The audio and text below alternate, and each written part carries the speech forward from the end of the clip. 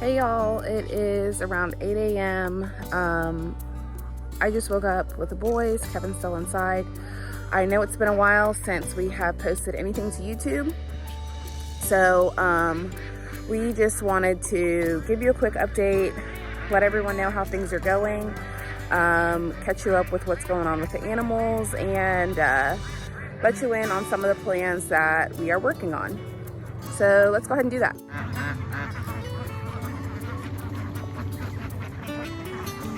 All right, here are the ducks. It's gonna get really loud,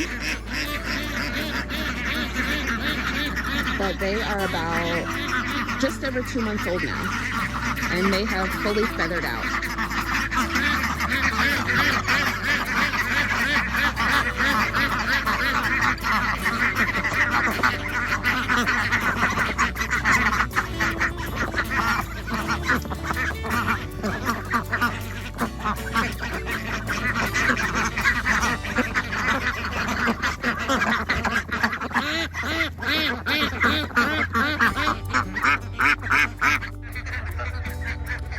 So it's mainly the females that you hear quacking so loudly. We have 14 females, I believe, and 4 drakes, and it is feeding time, so that's why they're so noisy. But let's go do that.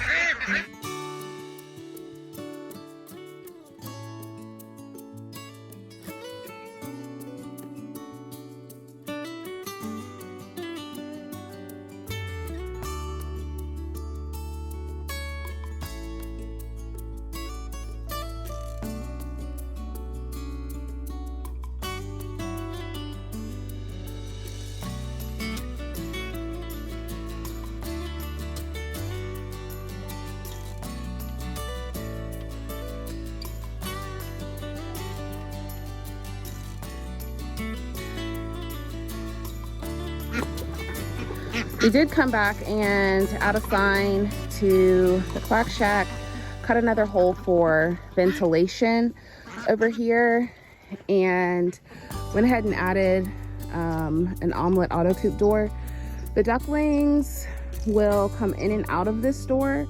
They're still trying to figure out getting in at night, so they really prefer to have this big door open at night.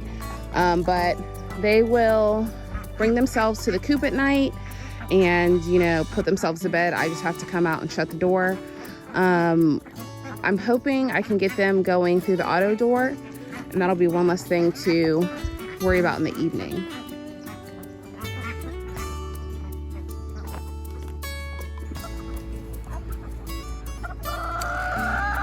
Here are the hens.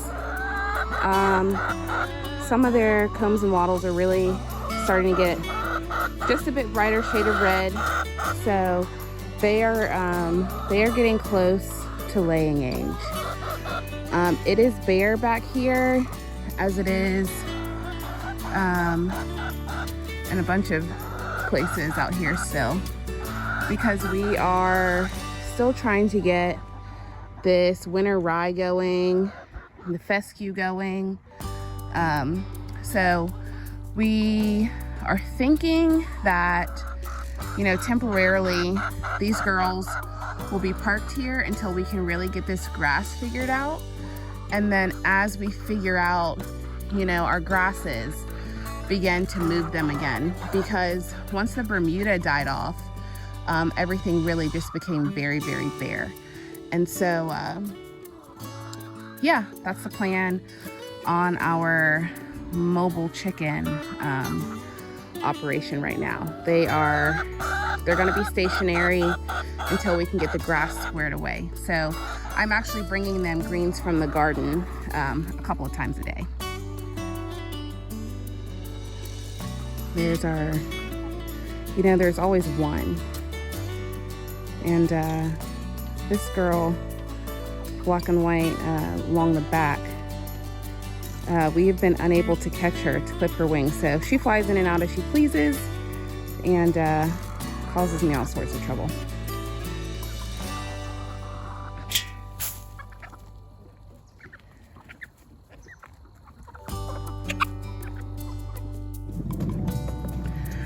Another project that we have in the works for the spring is our little apiary area. I have already put together one of these hives. We have 4 of them. We thought we were going to be getting a swarm, and that didn't work out. So this hive is already put together. We've got these spool tables lined up out here so that we can place our hives on them.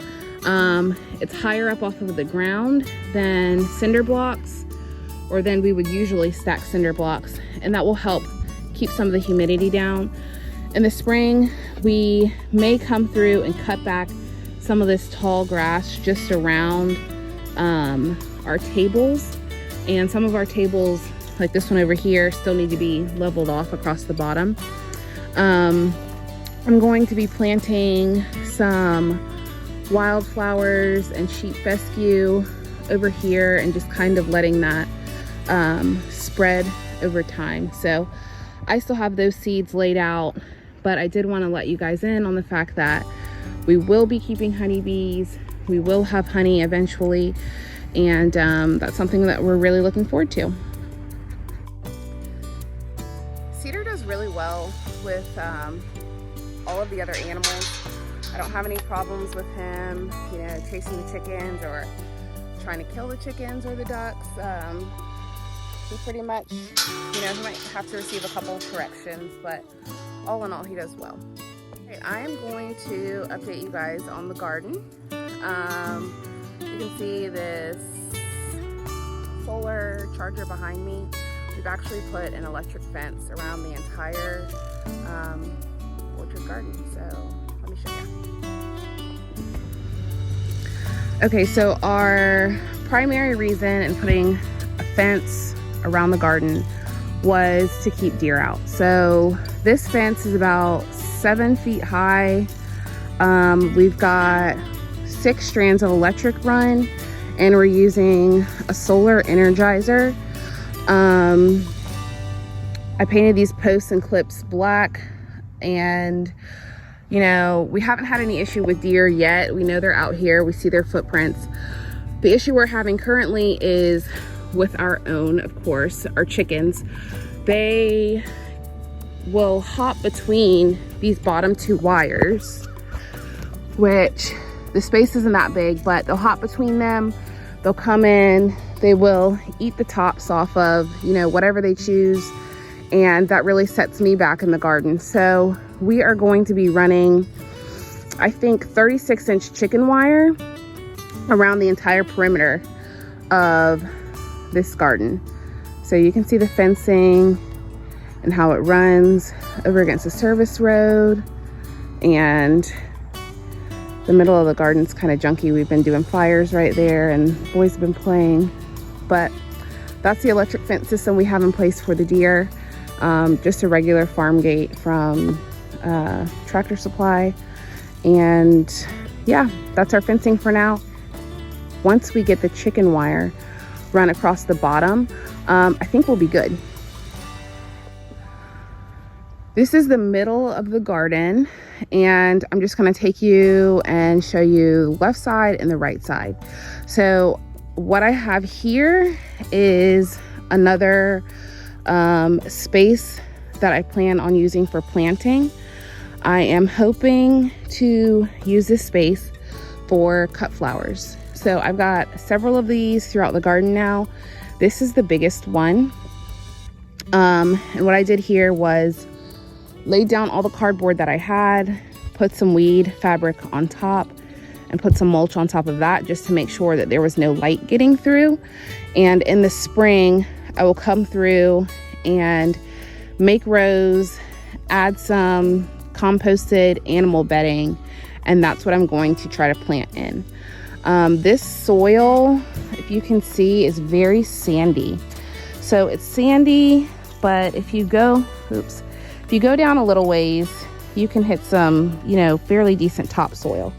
So that's the plan for all of these little patches that you see in between my beds. So there's a second one right there. I showed you this big one. We've got a strip along the back just because it was one more empty space. So we'll see how that goes. And then over here with these 2 planters and these 3 little strips right here, Archer actually has a new little, a new garden space. So he has been planting in these raised boxes. We added a little trellis. I'm not sure. This is kind of flimsy. It's just hardware cloth, but we'll see how it holds up. He had really been talking about planting some sunflowers and when to plant corn. And, you know, when he comes outside, he's very interested in making sure his garden is squared away. So we went ahead and I shared some planters I had with him. We created some new in-ground spaces for things like corn and sunflowers for him. And hopefully this will be a space that he spends a lot of time in the spring and summer.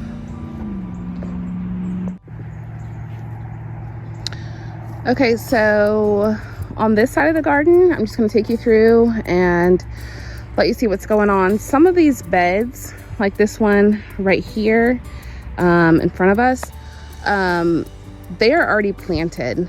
They are planted with spring flowers. So this bed right here has, what is in this bed? Ranunculus, I believe. I believe this bed right here has ranunculus in it. So we've got spring flowers right here. You plant those corms and they'll come up in the spring. Over here, I've got some lettuces, just starting out, some chard and some beets. This was one of the last beds I planted. I try not to plant everything in 1 or 2 days so we can kind of spread out, you know, when things are ready, when they're finishing up.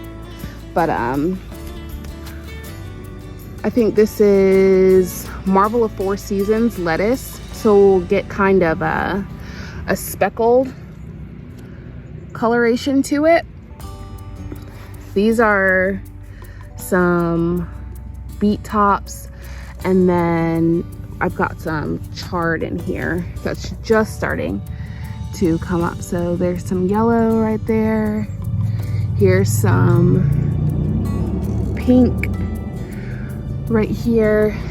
And this bed will continue to fill out. Like I said, this was one of the last beds that was planted. Over here in this box, I've got all bulbs. So right here in the front is my second succession of garlic. That's starting to come up. And then you can see in the back, I'm starting to get some shoots. This is some sort of tulip or daffodil bulb.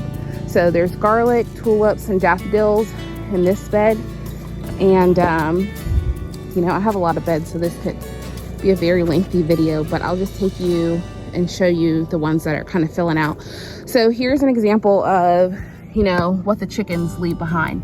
This is romaine lettuce, and they've eaten it down to the stump. But, you know, here's one over here that they left alone. So that's a big difference.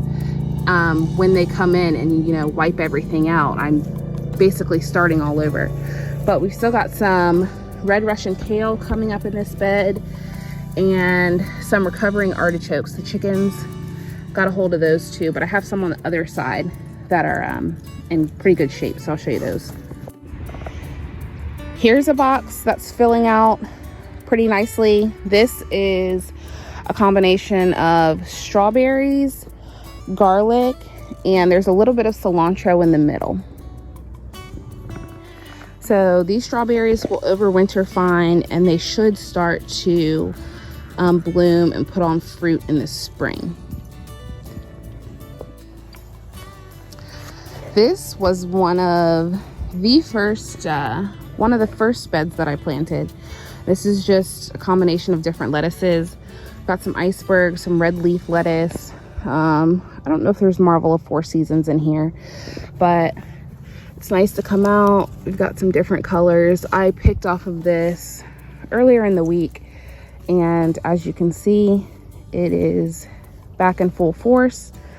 Some of these leaves are just really beautiful. So the ones that look a little bit smaller are the ones that the chickens got to. They came in and pretty much wiped out the green ones. And so those are still making a comeback. But we've got plenty of lettuce on hand. Another bed that is recovering but filling out nicely is this bed of broccoli. We've got broccoli, and we've also got carrots going. So, you know, I got a late start with us getting out here and the move and everything, but we'll just see what we harvest. I don't know if the broccoli will finish before it gets too hot. It may bolt, but these are plants that are, again, recovering from the chickens getting in. They came in and completely stripped all the green off of the stems. So we'll see what happens with that. But the carrots are coming along nicely, it seems. The greenhouse is up. Not much going on in here right now. That will change very soon. We're going to be ordering some seed starting trays instead of starting in the cups. And the reason for that is just being able to fit in more in this little bit of space. So I can fit more in the seed starting trays than I could if I used individual cups like I did last year. So that's my plan, to get some bottom watering seed starting trays. I'll be trying that for the first time this year. And hopefully we will bring this greenhouse to life soon. All of this plastic and blankets and towels that you see, that's what I use to cover my citrus trees anytime that it's going to drop below freezing. So that's why these things are in here. Okay, this bed right here is actually going to be getting replanted soon. So I thought that these were cabbages. They definitely are not. I think that I got a mislabeled seed packet. They are going to seed, and you see, you know, little flower heads forming here. So these are done. I've actually just been using the greens to feed the chickens and to feed the rabbits. But I'm thinking about coming back to this bed and planting some radishes. They're quick. I can pickle some of them. I can eat some of them with the lettuce that I use for salads. And I can still have this bed, you know, pretty much empty by spring planting. I also have cilantro growing in this bed, which is nice because we eat lots of tacos and burritos and quesadillas. So that chicken is sounding like she's singing an egg laying song, so I might have to go look in the woods to see if she laid an egg. But anyways, sorry, there's cilantro all throughout this bed as well. So the cilantro will stay, mystery greens will go. I've been pulling these and there's not really anything on the bottom either, so I don't know if these were just bad seeds or what, but I don't have turnips. I don't have radishes. It's just roots. So kind of a bummer, but they didn't go to waste. The animals have been enjoying them. Okay, here is a bed that's got globe artichokes, red Russian kale in the middle, and a variety of lettuces across the front.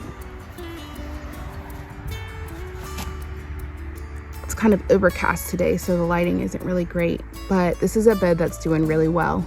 We've never grown globe artichokes before. You can use them for flower arranging or use the artichoke for eating.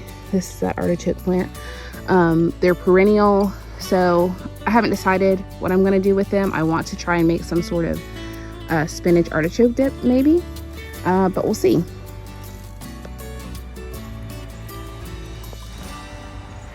Here is a bed of spinach and dill, and I'm just starting to see some parsley come up here and there. Ooh, garden manicure. So we've got parsley, there's spinach all throughout, and the dill is doing really well. I need to start picking and drying some of that for when I make pickles. When I come back and I do the pickled radishes, I can use, you know, some of our dill in that preserving.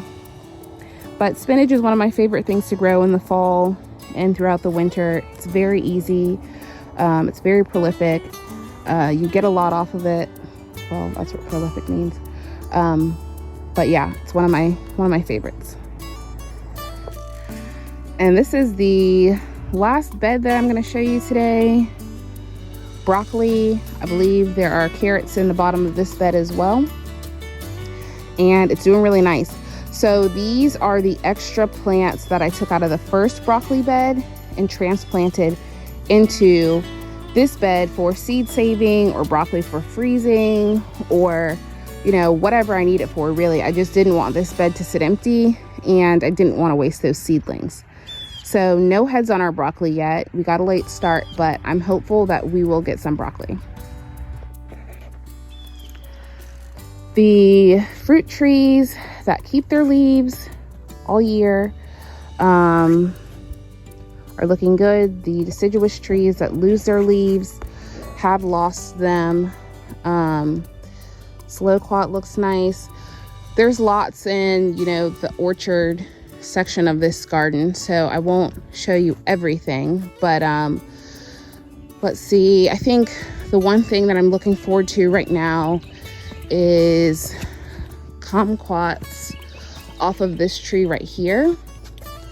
And so these fruits are still a little bit underripe, and I'm just waiting on those to ripen, and we'll have a handful of kumquats. I don't think there's anything else out here that is fruiting right now. Once the loquats get a little bit bigger, they will fruit in the winter time. But for right now, you know, this is what we've got. We picked figs this summer, but you know, the figs are completely bare now. So those leaves will return once it warms up for good. Milk is still with us. Honey is not. Honey was actually a Henry, and Milk and Honey were siblings. So yeah, Honey is not with us anymore. Just wasn't going to work out with just having one cage, but I'm still using the rabbit manure in the garden.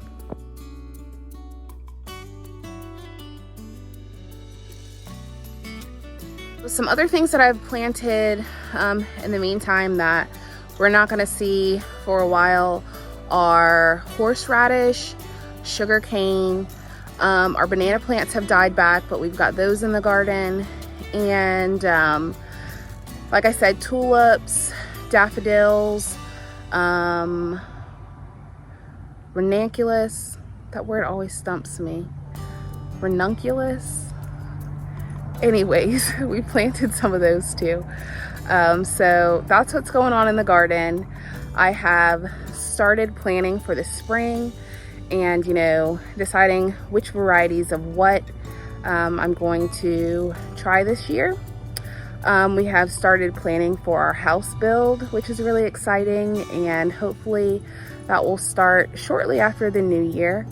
And we are looking forward to fresh eggs soon. So I'm gonna go check and see if this chicken is laying in the woods, just to be on the safe side. So sometimes after chickens lay eggs, they can sing like an egg laying song. And I haven't heard this chicken be this loud. So I'm just gonna go check it out.